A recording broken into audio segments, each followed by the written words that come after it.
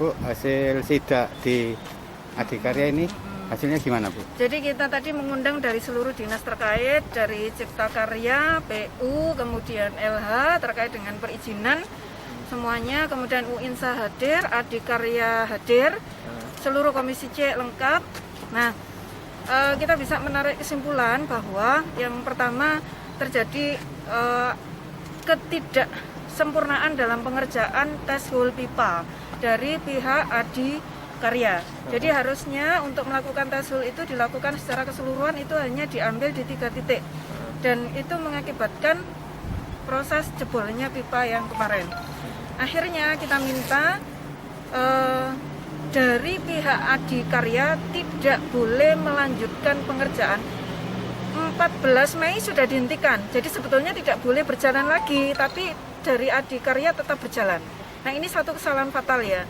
Kemudian dengan kasus yang itu akhirnya dihentikan secara total, dan tadi kita tegaskan tidak boleh dilakukan proses pengerjaan atau operasional pembangunan sampai IMB keluar, dan kita minta pada Cipta Karya untuk proses mengeluarkan IMB itu semua rekom-rekom dari LH, SKRK dari PU, kemudian izin drainase dan yang lain harus sudah lengkap dan tidak boleh ada celah lagi untuk terjadi kecelakaan seperti jebolnya pipa yang kemarin. Jadi itu kita pastikan sehingga ini keputusannya tidak boleh dilakukan lagi. Terkait dengan ganti rugi PDAM masih komunikasi dengan pemerintah Kota Surabaya, apanya bagaimana dan yang lain-lain, karena kemarin luar biasa ya, 300 liter per detik hilang. Nah, itu yang sekarang sedang dikomunikasikan oleh PDAM dengan pemerintah Kota Surabaya. Dua hasil itu yang saya kira menjadi dasar kita untuk melakukan pengawasan lebih lanjut, termasuk sosialisasi mereka kepada warga. Mungkin itu. Oh, untuk itu Bu, tadi kan pengerjaannya berhenti 14 Mei itu kenapa Bu? Kalau boleh tahu. 14 Mei itu sudah disuruh berhenti oleh Cipta Karya karena IMB-nya belum keluar, tapi mereka tetap jalan. Ini kan sudah pelanggaran tersendiri. Berarti IMB-nya belum keluar ya Bu ya? Belum, sampai dengan hari ini IMB belum keluar. Belum keluar berarti.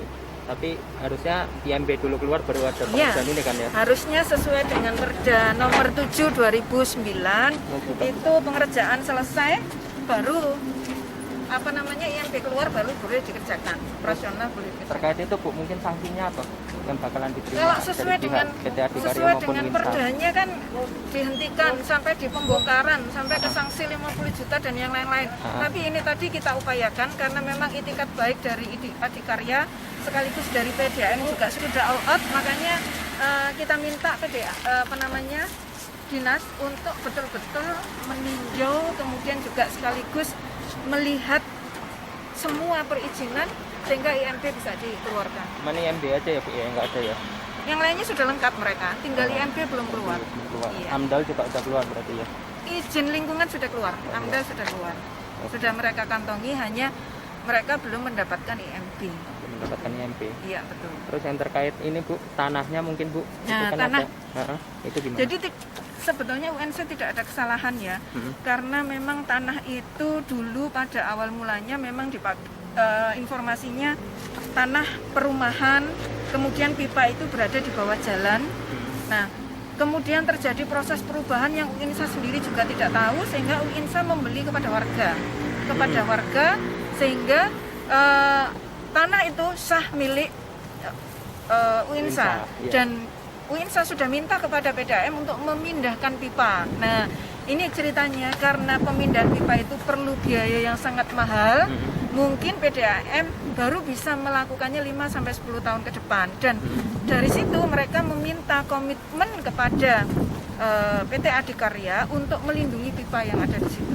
Oh, gitu. Kemudian kelanjutannya kenapa terjadi kecelakaan tadi yang saya sampaikan di awal, tes hole yang tidak dilakukan secara sempurna. Gitu.